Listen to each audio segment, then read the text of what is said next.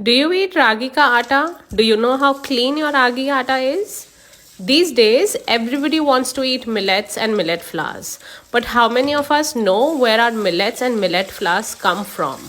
How clean are those? This is ragi and I'm washing it from scratch. Hi, I'm the Sindhi girl and I believe in eating clean food. Ragi in particular is my favorite, and I'm going to show you just how much dirt has come out of washing this. Are you ready for it? I don't think you are.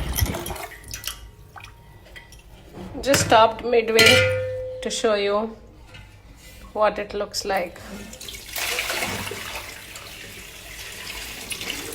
This is the first batch, first wash yet. I wash it multiple times, and yes, I do sell my own fresh ragi flour.